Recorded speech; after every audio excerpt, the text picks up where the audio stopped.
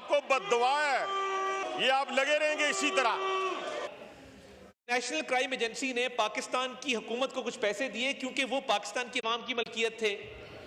वो पाकिस्तान की अवाम को नहीं दिए गए, वो एक बंद लिफाफे के जरिए काबीना ने फैसला करके जिससे वो पैसे लिए गए थे उसी को वापस कर दिए और उसके एवज एक शैम ट्रस्ट बनाया दो मियाँ बीवी ने मिलके और जमान पाक के अंदर एक घर बनाया और 5-5 कैरेट की अंगूठियों के हवाले से उन्होंने एक्सटॉर्शन मनी ली। तो ये बहुत अच्छी बात है, ये ऊ कर लें क्योंकि ये 9 मई को ऊ नहीं कर सके और 26 नवंबर को ऊ नहीं कर सके। अब इनको तकलीफ इस बात की हो रही है कि 190 मिलियन पाउंड के करप्शन केस में इनके हाथ रंगे हुए हैं और इनके लीडर, उनकी अहलिया और फराह गोगी ने 190 मिलियन पाउंड की करप्शन की है, गबन किया है और ना सिर्फ गबन किया है बल्कि उस गबन के जरिए अपनी जेबें भरी हैं। तो ये 3 सवाल है मेरे, ऊ करें, एहतजाज करें। 3 सवाल मेरे भी हैं।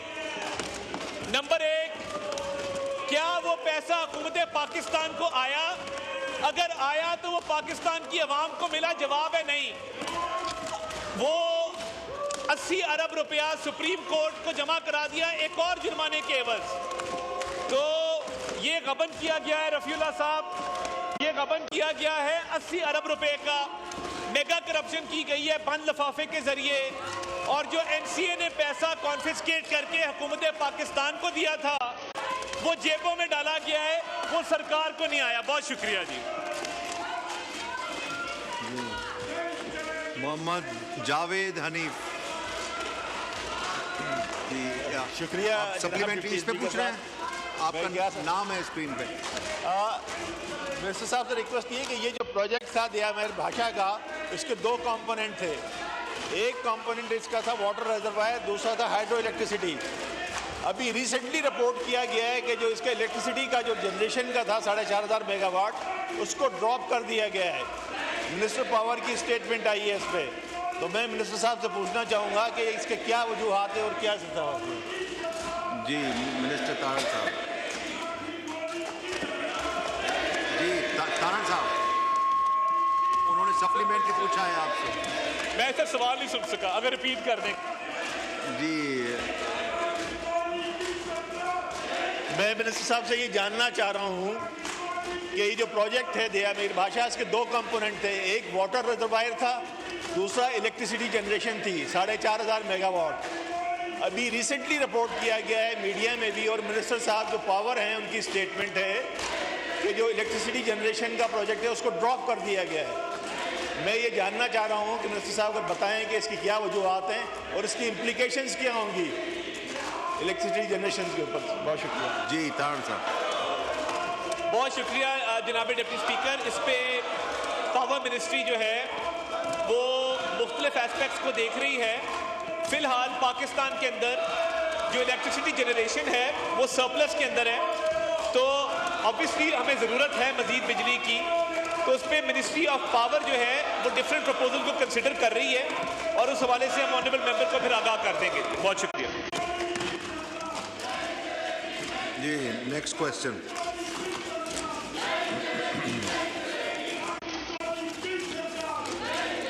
सैयद रफीउल्लाह। बहुत शुक्रिया जनाब स्पीकर। जनाब स्पीकर, आपके नंबर पढ़े, नंबर सर क्वेश्चन पे आ रहा हूँ। क्वेश्चन 78 है, लेकिन आप आंसर 1 मिनट आंसर भी टेकन एज रेड। सर एक सप्लीमेंट्री सर खुदा के लिए देखिए ना, मैं आपसे ये नहीं कह रहा कि हाउस इन ऑर्डर करें। मैं आपसे ये कह रहा हूँ कि लीडर ऑफ अपोजिशन को क्या मसला है कि जो मेंबरान को सवालात करते हैं, गवर्नमेंट को अकाउंटेबल करते हैं, गवर्नमेंट को हम पूछते हैं कि लोगों के मसाइल हल क्यों नहीं हो रहे, हम लोगों के अवामी इशूज़ की बात करते हैं। ये क्वेश्चन आवर में ये सारा गंद करते हैं और उसके बाद लॉबी में जाके बैठ जाते हैं, गप्पे लगा रहे होते हैं और यहाँ गवर्नमेंट अपनी स्पीच कर रही होती है, अपनी बातें कर रही होती है। अवामी इशूज़ के ऊपर इनको क्या प्रॉब्लम है, ये किस एजेंडे पे हैं? मैं लीडर ऑफ अपोजिशन उमर अय्यूब से ये पूछता हूँ कि वो चाहता क्या है, वो क्या करना चाह रहे हैं? सर ये सवालात जो है ये सारे मेंबरान गवर्नमेंट को अकाउंटेबल करने के लिए पूछ रहे होते हैं। इनके किसी मेंबर ने कोई क्वेश्चन नहीं करना। इन्होंने सिर्फ और सिर्फ यहाँ के शोर शराबा और वीडियो बना के और वहाँ पर अपने सोशल मीडिया अकाउंट पे डाल के अगर इन्होंने इस हाउस को इसी तरीके से रखना है तो ये पाकिस्तान की आवाम के साथ ज्यादती है। मेरी आपसे रिक्वेस्ट है कि सर इस क्वेश्चन आवर को किसी अच्छे माहौल में करवाएं, इनको हाउस इन ऑर्डर आप करवाएं। सवाल करें रफीलाल साहब, आप प्लीज। सर ये ऐसा ही चलेगा? मैं नेक्स्ट, आप अगर आप सवाल करते हैं तो ठीक है। सर मैं क्यों नहीं करूंगा, लेकिन सर आप हाउस इन ऑर्डर नहीं कराएंगे। सर क्वेश्चन नंबर मैंने 78 का है। आंसर भी taken as read supplementary. Sir सवाल ये है कि क्या रेगुलेशन बनाने के लिए दिए गए इश्तिहार को कि ये रूल्स बनाने के लिए इन्होंने एक इश्तिहार दिया था पीएमडीसी में, जनाब चेयरमैन साहब ये इस जवाब के आंसर में इस सर थोड़ा सा तो माहौल बनाए ना, ताकि हम भी तो सीखना पड़ रहा है, लेकिन आप देखें हमारे इस अहम क्वेश्चन का ये ज़ाया कर देते हैं। तो अगर आपकी रिस्पॉन्सिबिलिटी बनती है जो मैंने मेहनत की है और जो मैं क्वेश्चन कर रहा हूँ, जो कि गवर्नमेंट की खामियों को उजागर कर रहा हूँ, उसके ऊपर इनको कहें ना कि ये बात 1 घंटे का टाइम ले, क्वेश्चन आपके बाद ये सारे काम करें।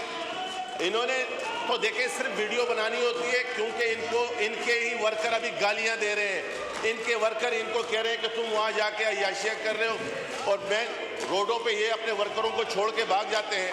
तो ये यहाँ पर आके ये टोपी ड्रामा करेंगे तो इससे काम नहीं चलेगा। जनाब स्पीकर, मैं दोबारा अपने क्वेश्चन की तरफ आता हूँ। सर जो मेरा सवाल है वो ये है कि इन्होंने एक इश्तिहार दिया था रूल बनाने के लिए कि हम एक रूल बनाएंगे और उसके लिए इस इदारे को एंगेज किया। जनाब स्पीकर, वहाँ पर 10 रूल बनाए गए। नंबर 1, क्या ये पॉसिबल है? क्या ये पेपरा की खिलाफ वर्जी नहीं है? सेकंड, जो लोरेस्ट उसमें कैंडिडेट था जनाब स्पीकर, वो इन्हीं का मुलाजिम था, इन्हीं की लॉ फर्म, उसी की लॉ फर्म वहाँ पर उस पीएनडीसी में वो मुलाजिम था।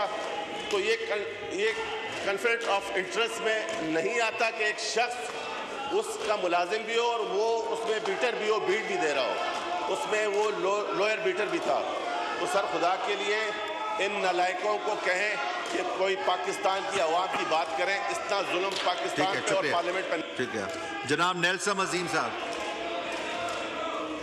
शुक्रिया स्पीकर साहब। ये जो बात मेरे भाई ने अभी की है कि एक नर्सिंग काउंसिल का कोई रेगुलेशंस बनाने थे, तो उसके लिए मुनासिब तौर पर टेंडर दिया गया। टेंडर अखबारों में आया और अखबारों में टेंडर के हिसाब से लोगों ने अप्लाई किया। 5 लोगों ने टेंडर रिसीव किया, 4 लोगों ने जमा कराया, 1 जो है वो रिजेक्ट हो गया, और बाकी जो 2 बचे उनमें से जो लोएस्ट प्राइस थी, जो उस कंपनी की लोएस्ट प्राइस थी, और जिससे ये भी वादा किया कि आइंदा भी हम आपको रेगुलेशन बना के देंगे, तो उसके साथ कॉन्टेक्ट हुआ, उन्होंने रेगुलेशन बना दिया, और इसलिए किसी किस्म की कोई गलत बात इस टेंडर में नहीं हुई, ना ही किसी ने कंप्लेन की। जो कॉम्पिटिटर कंपनीज थी उन्होंने भी किसी ने शिकायत नहीं की, सब ने इस पर इत्तेफाक किया और ये टेंडर जो है ये मंजूर हुआ, क्योंकि ये सबसे लोएस्ट टेंडर था जो ये सब मंजूर हुआ। जी शुक्रिया जी। अजीमुद्दीन जाहिद साहब।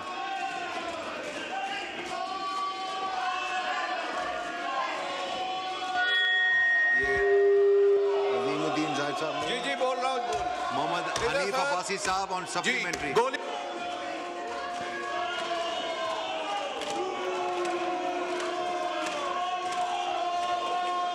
जी हनीफ अब्बासी साहब सप्लीमेंट्री। थैंक यू जनाब स्पीकर साहब। मेरी एक क्वेश्चन भी है, और ये जनाब स्पीकर ये सबसे बड़ी इशू है कि इन्होंने इस वक्त ये इनको मना करें, ये पूरे पाकिस्तान को क्या बता रहे हैं। बच्चे यूनिवर्सिटी से बच्चे आए हैं, कॉलेज से बच्चे आए हैं, वो क्या इनका म्यार देखेंगे? बड़ा अफसोस है आप लोगों पे। वो बच्चे क्या कहेंगे आपको? ये बच्चों पे आप अपना क्या असर छोड़ रहे हैं? आप इन वीडियो को साथ पूरी दुनिया को बताएं। और ये आपको बद्दुआ है, ये बद्दुआ है, आपको बद्दुआ। ये आप लगे रहेंगे इसी तरह, ये बद्दुआ है। हनीफ बाजी साहब, आप सवाल सप्लीमेंट सवाल यही है मेरा कि ये जो इसके ऊपर आप क्या हद लगाएंगे?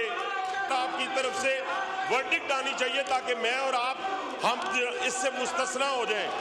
ये मेरा सवाल ये है कि अगर ये आप कर लें तो बेहतर। शुक्रिया, शुक्रिया। Next question, Syed Rafiullah. Sir question number, sir अगर वैसे आपस की बात है, इस माहौल में आप क्या मतलब देख रहे हैं? ये तो हाल है। ये जो हमारे स्कूल के बच्चे क्या सीखेंगे? इनको कहें थोड़ी शर्म करें, थोड़ी हया करें कि ये पब्लिक इंटरेस्ट की बातें हैं, इसके ऊपर तो बात थोड़ी सी कम। जब ये क्वेश्चन आवर ख़त्म हो जाए फिर करें ना ये काम, जो ये काम अभी कर रहे हैं ये क्वेश्चन आवर के बाद करें।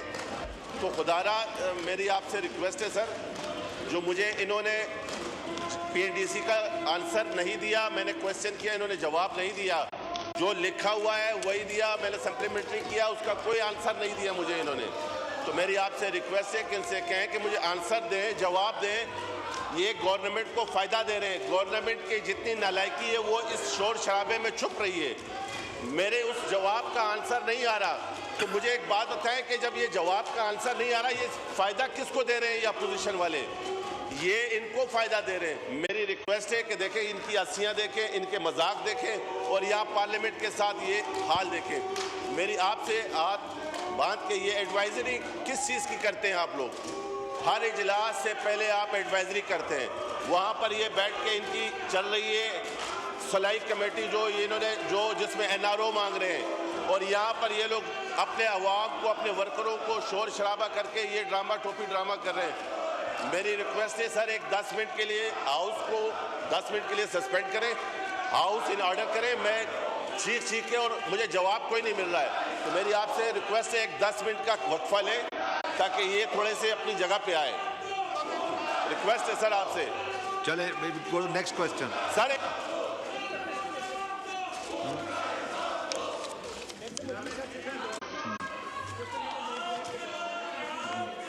जी जनाब नेल्सन अजीम साहब।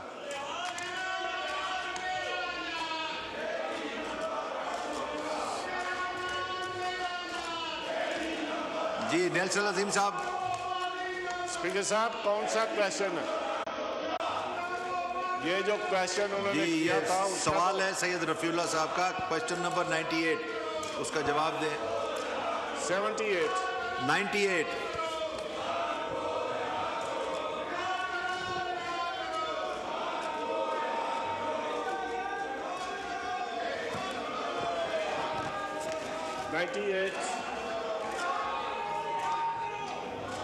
कौन?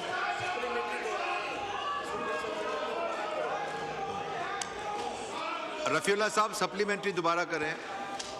जनाब मैंने इससे पहले भी एक सप्लीमेंट्री किया, उनका जवाब नहीं आया, मैं दोबारा कर लेता हूँ। उस सवाल का भी जवाब नहीं मिला। मैं अब दूसरे क्वेश्चन पे आ गया हूँ, क्वेश्चन नंबर 98 पे। आंसर भी टेकन एज रेड। सर मुझे पहले कभी इन्होंने जवाब नहीं दिया, मैं रिकॉर्ड पर लेके आ रहा हूँ आपको, लेकिन मैं इसमें भी बात करता हूँ। सर ये कोई भी अवामी नोयत की एक समरी हो, PM हाउस जाती है, वहाँ से वापस नहीं आती। मैं ये पूछना चाह रहा हूँ कि PM हाउस में ऐसे कौन लोग बैठे हैं जो वज़ीर आज़म मियाँ शहबाज शरीफ साहब को नाकाम करना चाहते हैं? आप ये देखें, जो CAC की मीटिंग हर 3 महीने में होनी चाहिए, वो आज 9 महीने हो गए, वो मीटिंग नहीं बुलाई जा रही। तो वज़ीर आज़म साहब को नाकाम करने के लिए वो लोगों को देखा जाए। इसमें भी वही कह रहे हैं कि समरी वज़ीर आज़म हाउस में है, वज़ीर आज़म ऑफिस में है, और वो समरी कब आएगी, कब ये अवामी मुफाद के काम होंगे? अगेन दोबारा कह रहा हूँ कि ये लीडर ऑफ अपोजिशन हुकूमत के साथ मिला हुआ है। क्वेश्चन आवर के वक्त पे ये क्यों ऐसा करते हैं? ठीक है, ओके। नेल्सन अजीम साहब। जनाब, जो नर्सिंग काउंसिल के मतलब रफीला साहब ने क्वेश्चन किया है, उसमें उन्होंने कहा है कि सेकंड बेड वाले को टेंडर मिला है, तो सेकंड बेड वाले को टेंडर ये कहा गया है कि उसने उसको दोबारा टेंडर जमा कराने के लिए उसमें रिड्यूस करने के लिए कहा गया है। ऐसी कोई बात नहीं है, उसका टेंडर पहले ही कम था और उस कम टेंडर पे ही जो है उसको टेंडर माइक पे अवार्ड बोले। किया गया है। जिस लोअर बेड, अगर किसी का लोअर बेड था तो वो कंप्लेन करता, किसी अदालत में जाता या खुद कंप्लेन करता, ना किसी ने जी कंप्लेन की नेल्सन है। साहब 1 सेकंड तशरीफ रखें।